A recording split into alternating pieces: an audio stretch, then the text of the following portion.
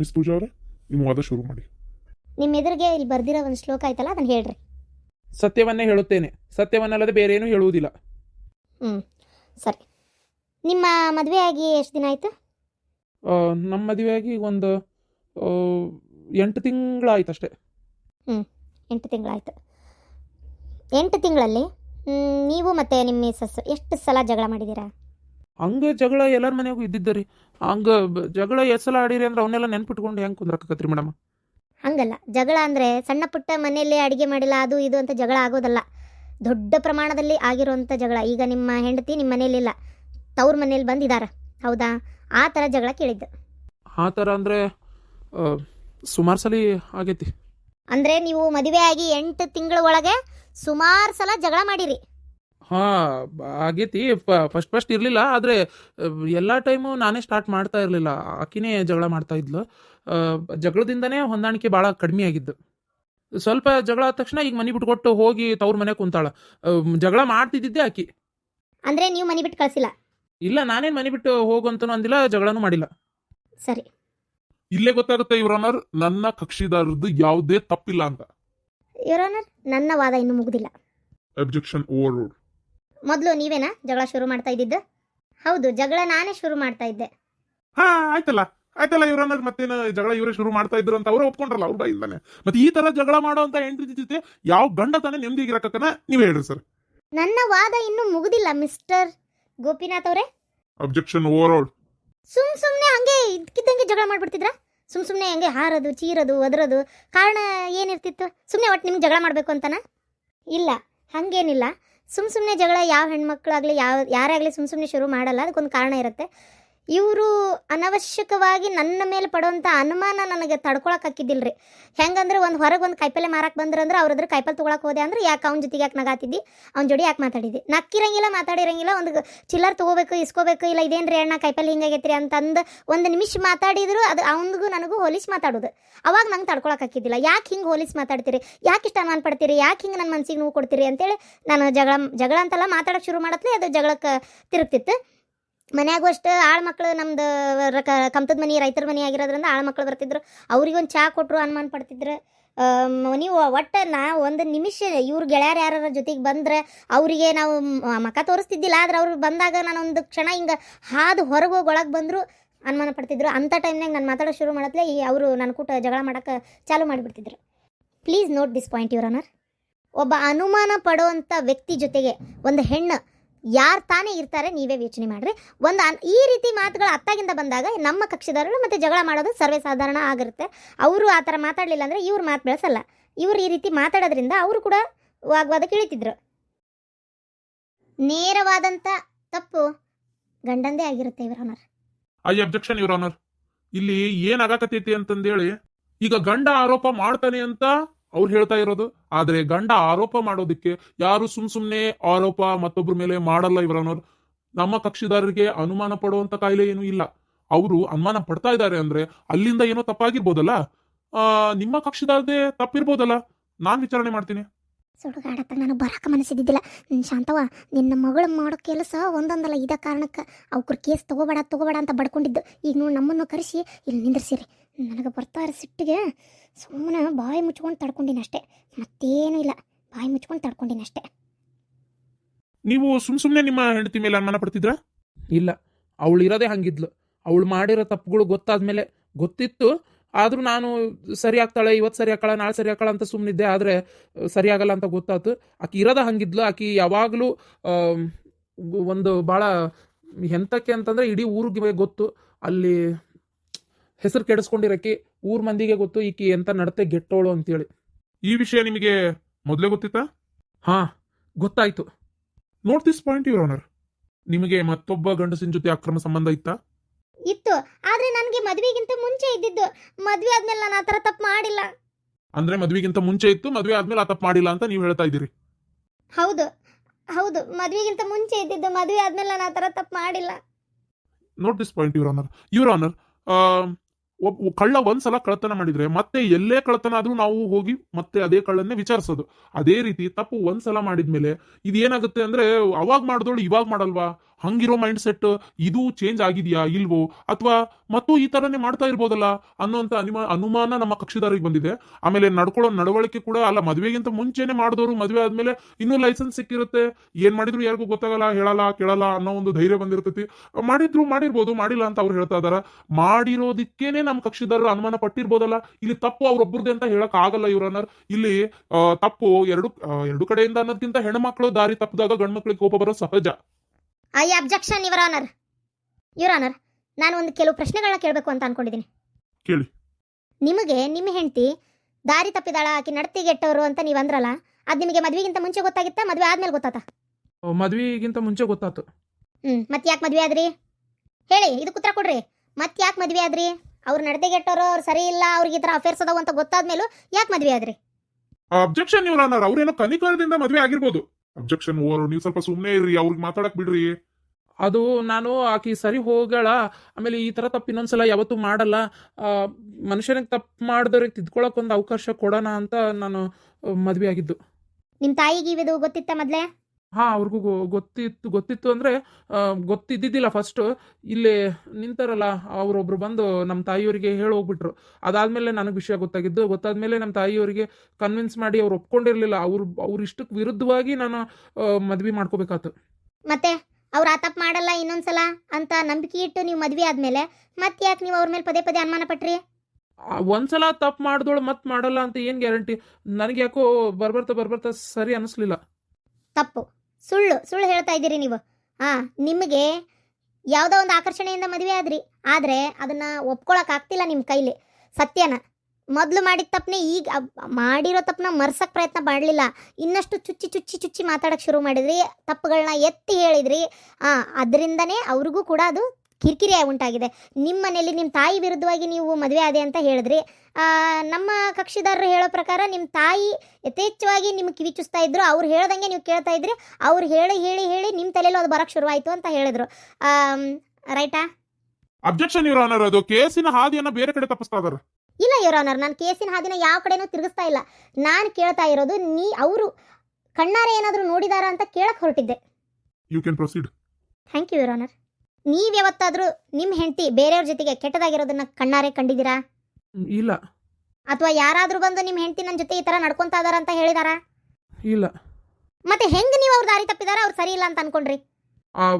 ತರಕಾರಿ ಕಾಯಿಪಲ್ಲೆ ತಗೊಳ್ಳೋರ ಜೊತೆಗೆಲ್ಲ ಮಾತಾಡೋದು, ಕೆಲಸದವ್ರ ಜೊತೆಗೆಲ್ಲ ನಿಂದ್ರೋದು, ಇದೆಲ್ಲ ನೋಡ್ತಿದ್ನಲ್ಲ ನಾನು. ಆಮೇಲೆ ಅವ್ರ ನಡವಳಿಕೆ ನನಗೆ ಹಂಗೆ ಅನಿಸ್ತಿತ್ತು. ನಮ್ಮ ತಾಯಿ ಹೇಳ್ತಿದ್ರಲ್ಲ, ಅವರು ಹೇಳಿದ್ನ ಯಾವತ್ತೂ ಸುಳ್ಳು ಇರಲ್ಲ, ಅವ್ರು ಅಬ್ಸರ್ವ್ ಮಾಡಿರ್ತಿದ್ರು. ಅದು ಹೆಂಗ್ರಿ ನೀವು? ಮತ್ತೆ ನಿಮ್ಮ ಮನೇಲಿ ಕೆಲಸಗಾರ ಅದಾರ ಅಂದಮೇಲೆ ಅವ್ರಿಗೆ ಚಾ ಕೊಡ್ಬೇಕಾಕತಿ, ನಾಷ್ಟ ಕೊಡ್ಬೇಕಾಕತಿ, ಯಾವ ಕೆಲಸ ಅಂತ ಹೇಳ್ಬೇಕಾಕತಿ.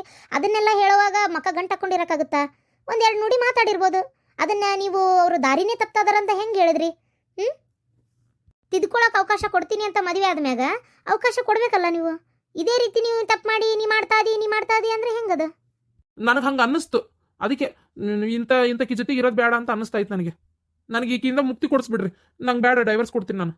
ಮದುವೆ ಅನ್ನೋದು ಮಕ್ಕಳ ಆಟ ಅಲ್ಲ. ಆಯ್ತು, ನಿಮ್ಗೆ ಡೈವರ್ಸ್ ಬೇಕು ಅಂದರೆ ನಮ್ಮ ಕಕ್ಷಿದಾರದ್ದು ಅದೇ ಉತ್ತರ ಆಗೈತಿ. ಆಯ್ತು, ಡೈವರ್ಸ್ ತಗೊಳ್ಳಿ, ಬೇಡನಲ್ಲ. ಆದರೆ ನೀವು ಹಾಗೆ ಕೊಡೋಂಗಿಲ್ಲ, ಜೀವನಾಂಶ ಕೊಡಬೇಕಾಗುತ್ತೆ. Objection your honour. ಪರಸ್ಪರ ಒಪ್ಕೊಂಡು ಡೈವರ್ಸ್ ತಗೊಳ್ಳುವಾಗ ಯಾಕೆ ಜೀವನಾಂಶ?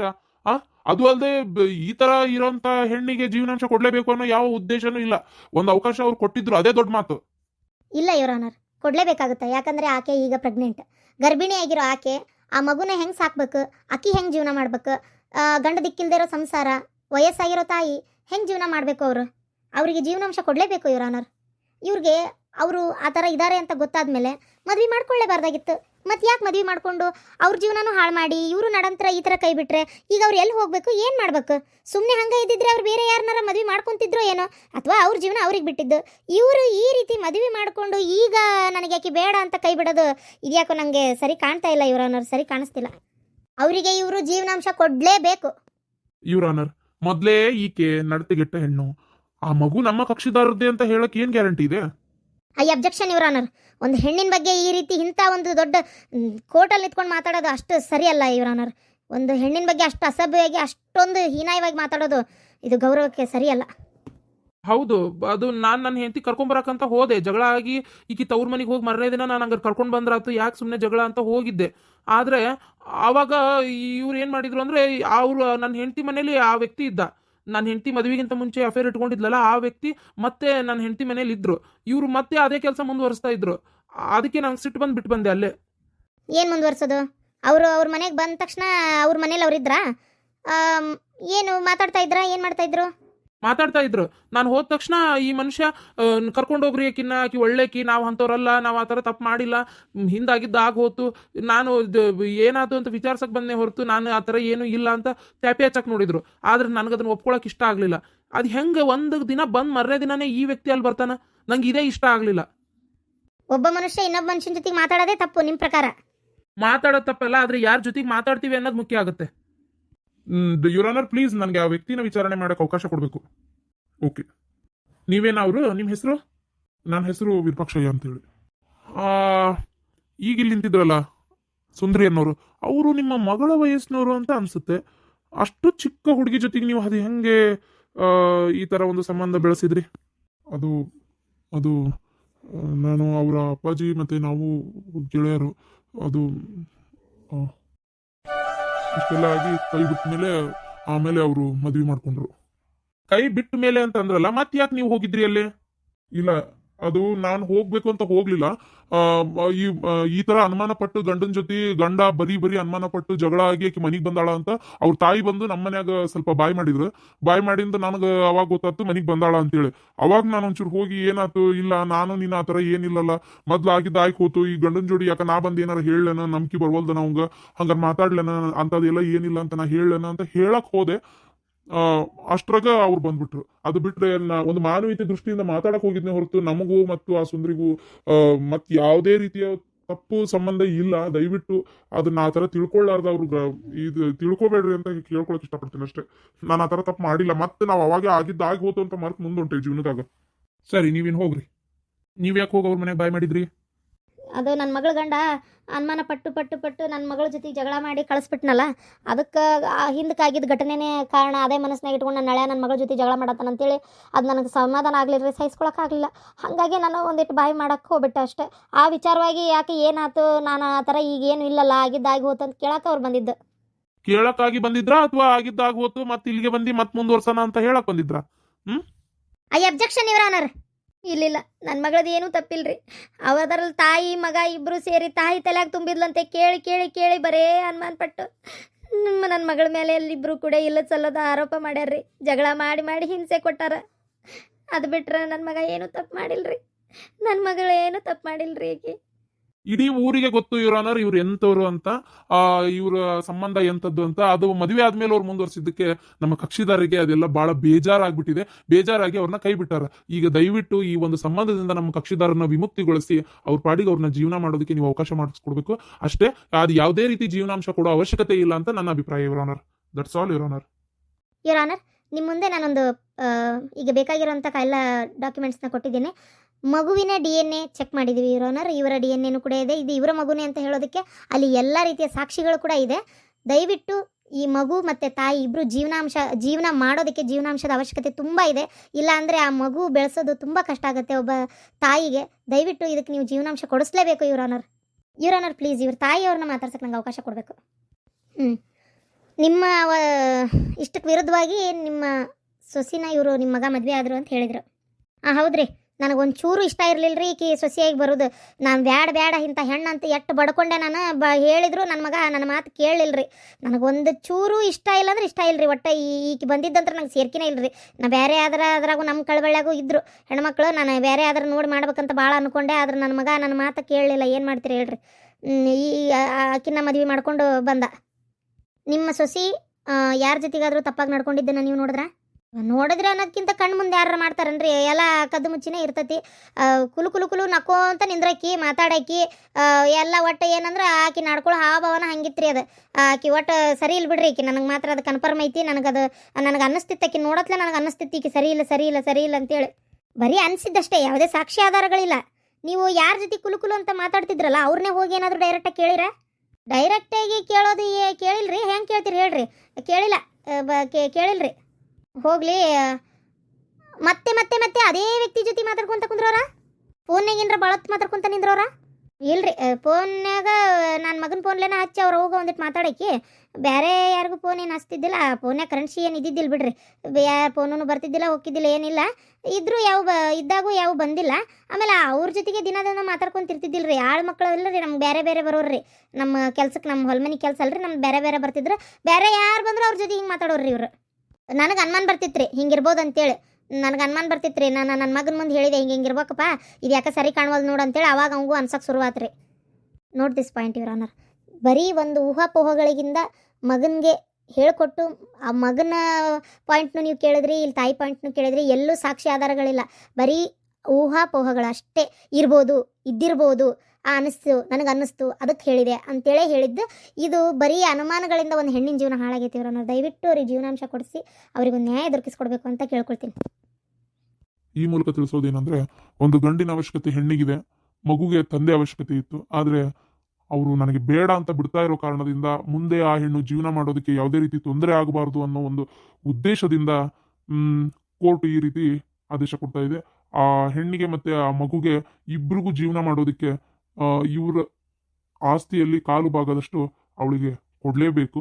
ಒಂದು ವೇಳೆ ಅದು ಗಂಡು ಮಗು ಆದರೆ ಅದರ ಓದಿನ ಸಂಪೂರ್ಣ ಖರ್ಚನ್ನ ಇವರು ವಹಿಸ್ಕೋಬೇಕು ಅಂತ ಹೇಳ್ತಾ ಇದೀವಿ. ಗಂಡನ ಸಂಪಾದನೆಯ ಅರ್ಧ ಭಾಗ ಮಗುಗೆ ಮತ್ತೆ ಹೆಂಡತಿಗೆ ಕೊಡಲೇಬೇಕು.